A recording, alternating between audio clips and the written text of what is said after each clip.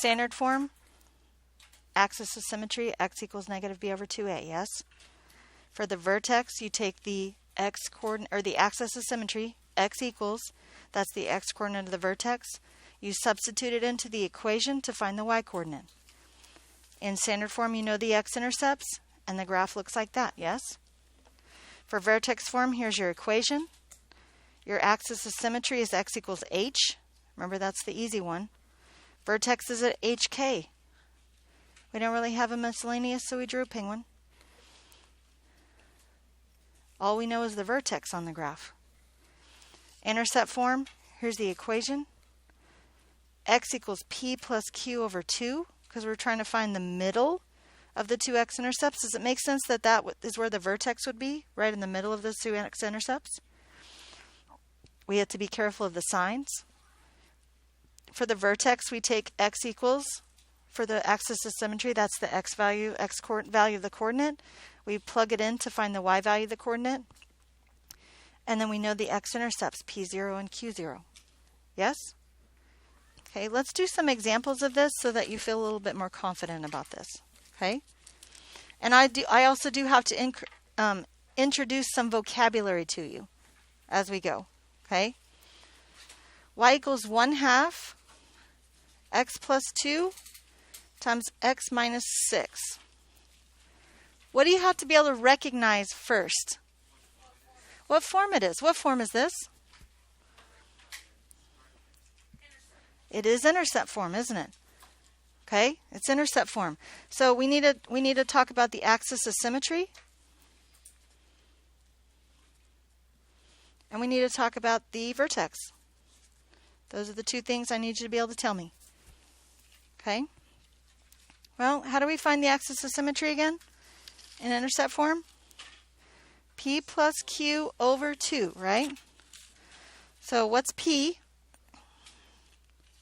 Try again. What's P? Negative 2. What's Q?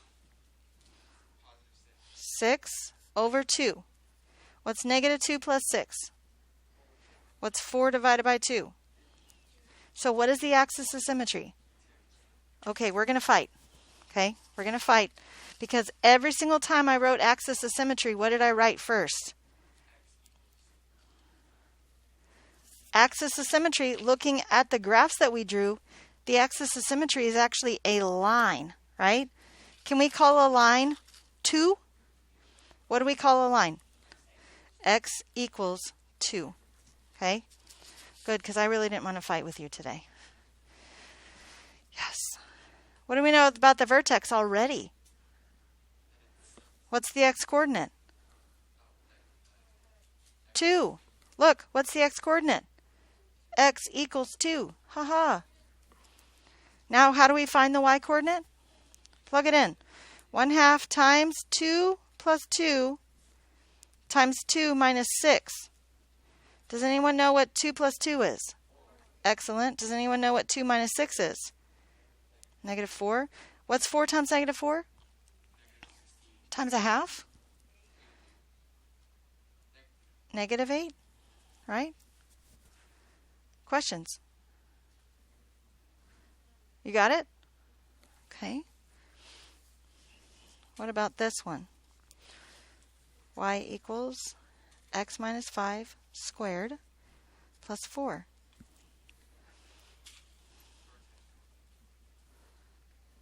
Can anybody tell me what form this is? Vertex form. Okay. Axis of symmetry.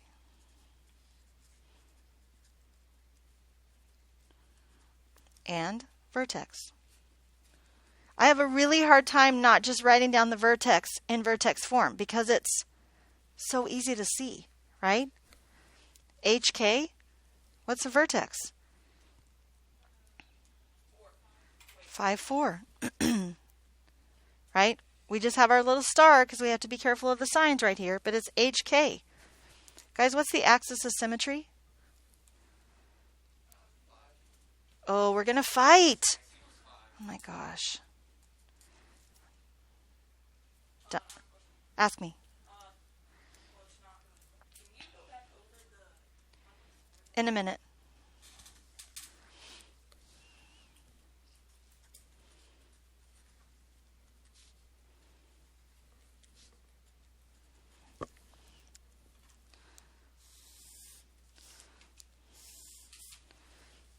Wait, you guys realize we were done with this one, right?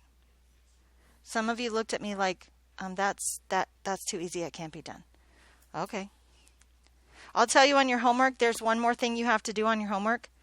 You have to tell me which graph goes with it. Because remember that we said that's our focus? For both of these, you have to tell me which graph goes with it. But if you know where the vertex is and you know where the axis of symmetry is, can you pick out the graph? Now, you do have to know whether it opens up or down, right? Whether it's opening up like this or down like this. How could you tell that? Do you remember that? That's something that we talked about at the beginning of the year. And that's if our A value, what in the world? If our A value right here is positive or negative, right? If it's positive, what direction is it opening? Up. And if it's negative, it's opening down, right? Does that make sense? Okay. So let's look at this one. This one's going to be a little bit longer because there's other things. Remember I told you I needed to introduce some vocabulary to you? I'm going to introduce it to you on this example, okay? But let's start with what we know. Axis of symmetry and vertex. How do we find axis of symmetry in standard form? Oh, I'm going to go ahead and write that down so you don't forget it later, right? Good job catching that. X equals. Well, in this problem, what's negative b? Negative 8 over 2 times a, negative 2. So I have negative 8 divided by negative 4. Oh, 2. Okay. So what do I know about the vertex? 2 something, right? Okay, let's see. Negative 2 times 4. So that's negative 8. 2 times 8? 16. Then plus 3. What's negative 8 plus 16 plus 3? 11. 11. Now, guys, is this something I could have just plugged straight in the calculator? Yeah, for sure. Okay. I just wanted to do it for you so that you can see it's not necessarily all that long or hard, right? Just so you can know. Here's some other things that you need to be able to know, though.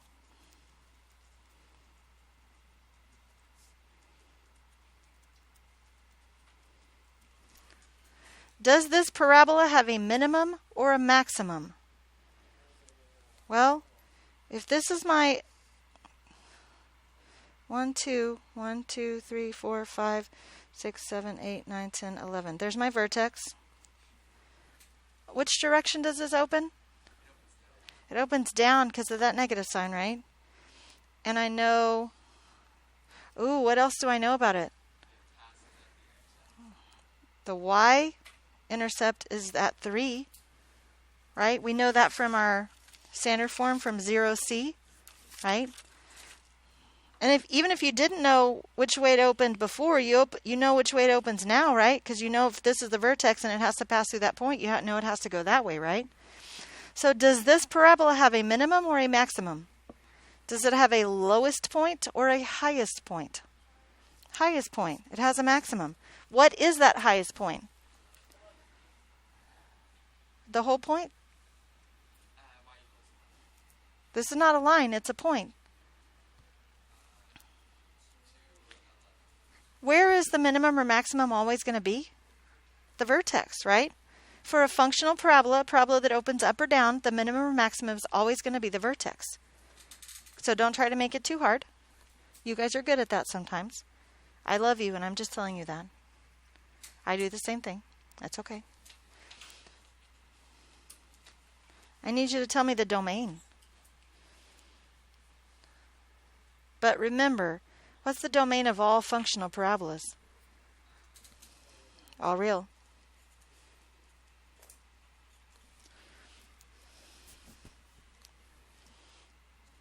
What's the range?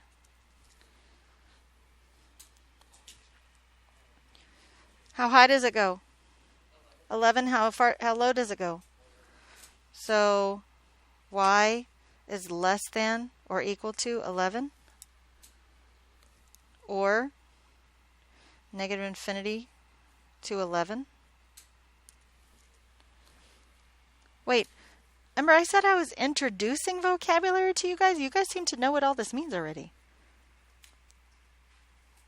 Oh, I'm just reminding you? Oh, good, okay.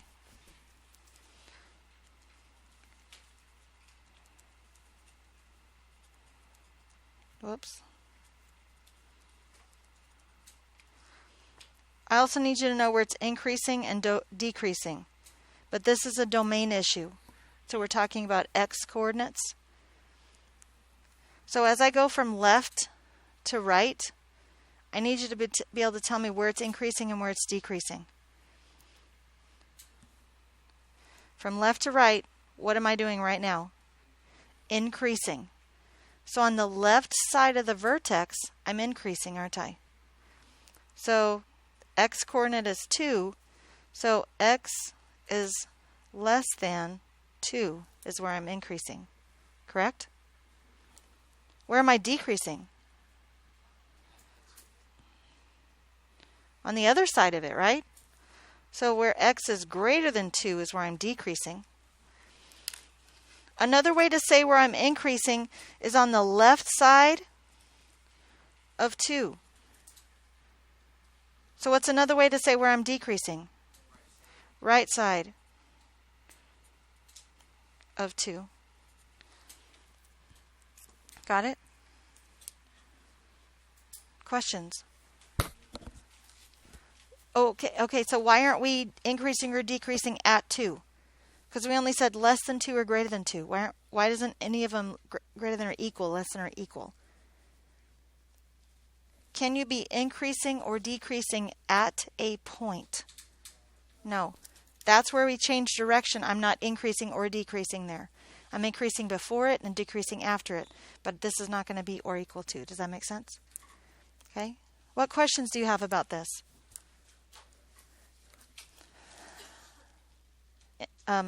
Intercept form? Vertex form? Standard form? You good with all these?